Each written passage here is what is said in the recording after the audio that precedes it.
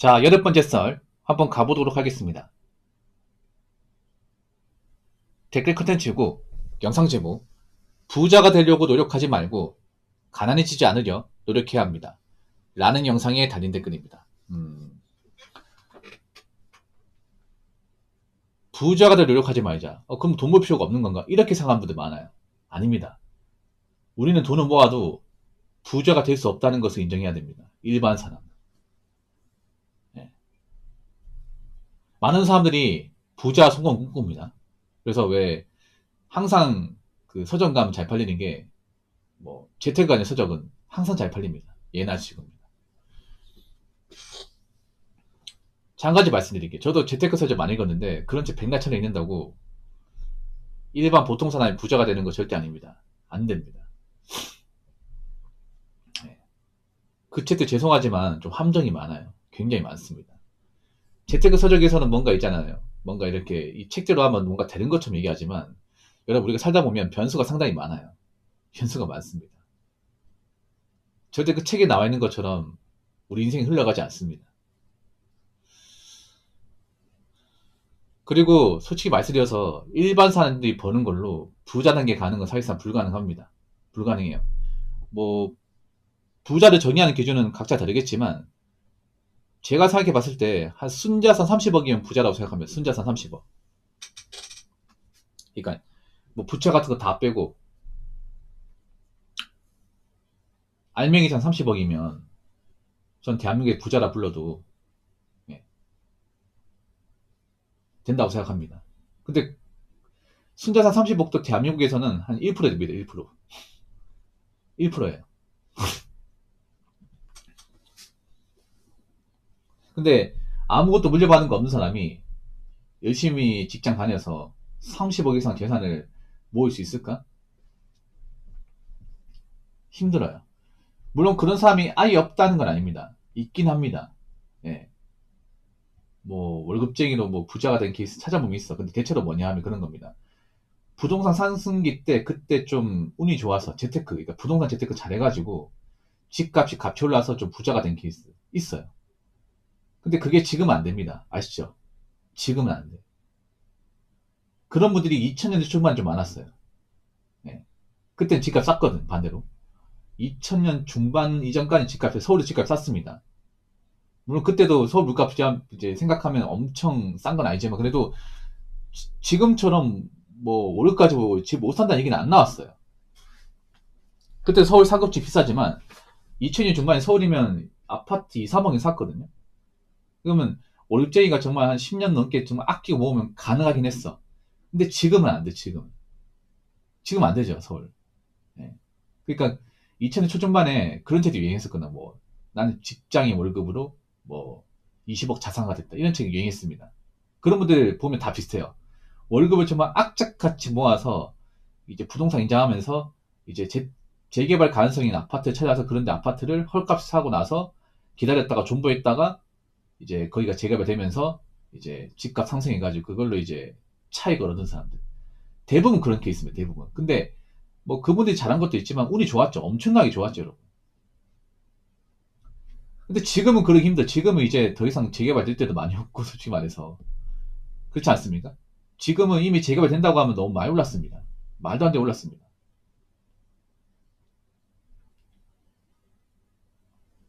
옛날에는 그런 정보가 많이 없었거든요. 옛날에는 뭐 그런 재개발 가능성이 있다거나 뭐 투자 가능성이나 어떤 땅에 대한 정보가 없었어요. 왜냐하면 그때는 지금처럼 뭐 온라인 카페라든지 유튜브라든지 SNS 이런 게 거의 없었거든요. 정보라는 게 많이 없었어.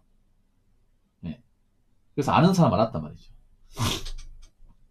그리고 그때는 발품을 팔아가지고 뭔가 정보를 얻는 게 가능했거든요. 근데 지금은 발품을 파는 게 사실 크게 의미가 없는 게 지금 온라인으로 다 검색이 가능하니까 그런 게 딱히 크게 도움이 되는 게 없어요. 그래서 지금 시기에는 사실 일반 직장 다녀가지고 부자 못 갑니다. 못 가요. 대놓고 말씀드릴게요. 근데 부자는 못 가더라도 어느 정도 노후 대비는 가능해요. 우리는 그렇게 가야 돼. 뭐냐면 뭐 월급 모아가지고 뭐 부자가 되겠다. 뭐 30억대 자산가 되겠다. 이런 것보다는 순자산 한 5, 6억 정도 만들겠다. 이 정도 목표로 가셔야 돼. 순자산 5, 6억. 이것도 빡셉니다. 예. 젊을 때 좀 열심히 일해서 한 순자산 한 5억 이상 정도? 이거는 좀 가능하지 않을까, 이거는? 예. 예를 들어서 이런 거죠. 순자산 5억이면, 뭐, 일단 아파트로 한 3억 정도 들어가고, 나머지 지역은 현금으로. 현금 애채권 정도로.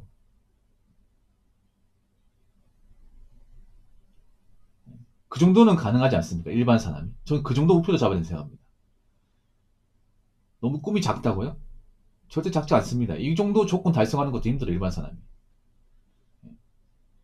지금까지 봤을 때 일반적인 서민은요, 그냥 넉넉한 서민을 목표로 잡아야 돼요. 동수저 정도. 제가 말한 게 딱 동수 기준이 될 겁니다.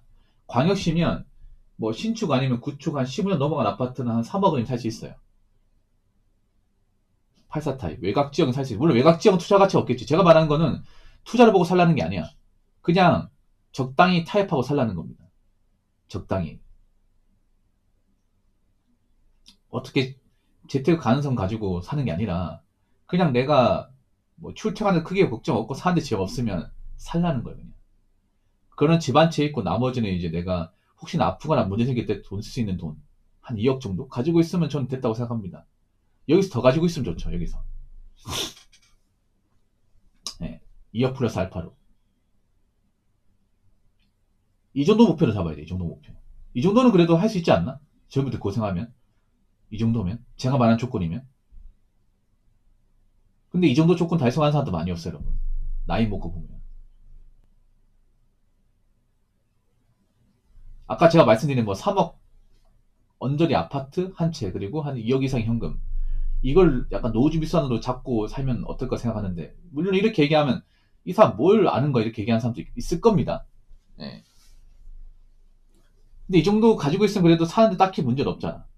뭐 내가 누군가한테 자랑할 정도는 아니지만 그래도 뭐 누가 소문린다거나 뭐 딱히 아쉬울 건 없단 말이에요.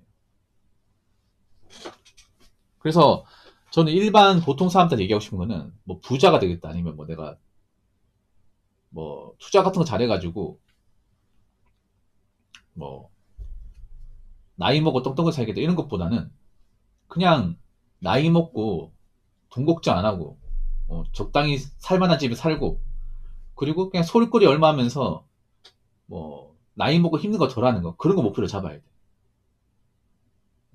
그 정도는 할 수 있다고 봅니다.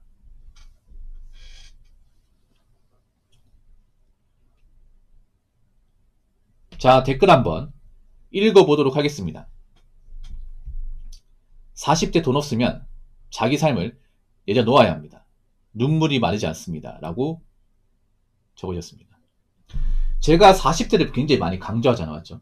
나이 많은 강조하는데 왜 강조하냐면 여러분 20, 30대는 40대랑 너무 달라요. 그러니까 숫자만으로 다른 것도 있지만 체감하는 게 다릅니다. 그래도 남자 30대까지 그래도 열정이 있어. 근데 40 되면 열정 없어요. 남자 열정 없어. 힘 빠져. 힘만 빠지는 게 아니야. 일단 남자 늙었다는 걸 체감하고 뭔가 체력에 대한 한계, 어떤 능력에 대한 한계를 많이 체감합니다. 남자들도 알죠. 나이 이제 40 넘어가면 이제 내가 열심히 한다 뭐가 되는 게 아니라는 걸 알아요. 몸으로 알고 머리로 압니다. 내가 뭔가 이제 열심히 한다고 해서 이게 결과가 안 나오는 걸 깨닫는 나이가 보통 40대. 물론 사람마다 이제 느끼는 게 다르겠지만 그래서 내가 나이 먹고 40대가 됐는데 40대 됐는데 뭔가 해놓은 게 없어요. 그러면 끝입니다. 솔직히 사실상 여기서 올라가는 끝입니다. 여자분들은요 40대가 여자분 30대 초반에 돈이 없잖아. 사실 남은 인생에서 여기서 올라온다? 불가능해요. 불가능해요. 여자분은 더 냉장히 잡고 여자분은 33인데 뭐하나 돈이 없어요. 빚만 있어요. 사실상 지금 단계에서 나아진 인생을 사는 건 거의 어렵습니다. 남자분들은 나이가 한 40인데 뭐하나 돈이 없어요. 빚만 있어. 그럼 남은 인생에서 지금보다 삶이 나아지기는 더 힘들 겁니다.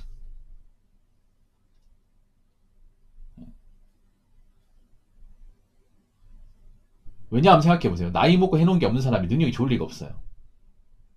좋은 직장 다닐 리가 없어요.